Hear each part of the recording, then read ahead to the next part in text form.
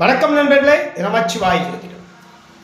யார் கையில் காசு தங்காது சார், எவ்வளோ காசு வந்தாலும் இவர் விரயம் பண்ணிகிட்டே இருக்கிறாரு. காசு 10 காசு சேமிப்பு அப்படிங்கிறது ஒன்றும் இல்லை.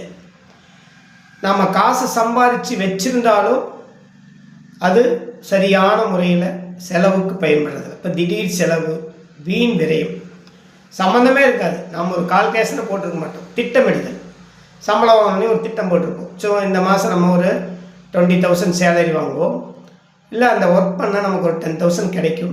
ஸோ இதெல்லாம் வச்சு நம்ம இதை பண்ணலான்னு ஒரு திட்டமிடுதல் செய்வோம். ஆனால் அந்த திட்டமிடுதல் நமக்கு சக்ஸஸ் ஆகாமல் போயிடும். வீண் விரயம், வீண் செலவு, காசு பணத்தங்கலை. இது நிறையா பேர் போட்டு குழப்பிக்கிட்டே இருக்கக்கூடிய ஒரு விஷயம்.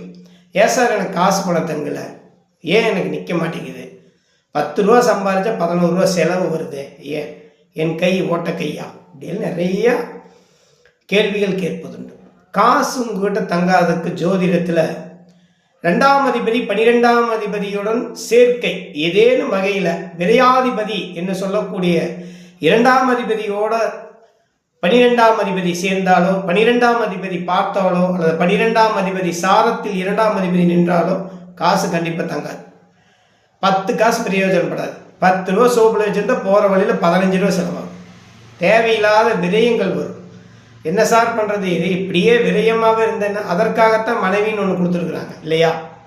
அப்போ உங்கள்கிட்ட காசு தங்காதுன்னா லக்கணத்துக்கு 7ஆம் இடமான மனைவி ஸ்தானத்தை பார்க்கணும்.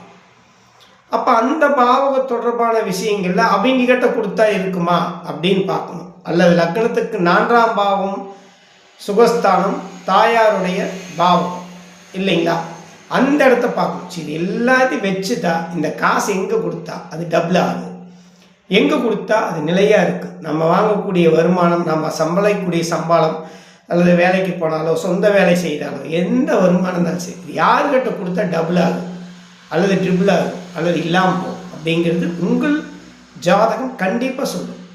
இதுதான் நிசத்தமான உண்மை. 8ஆம் அதிபதி திசை எதுனாலும் விரைந்தா செலவு தான். ஆனால் அது மனைவிக்கு 2ஆம் இடமா வரும்.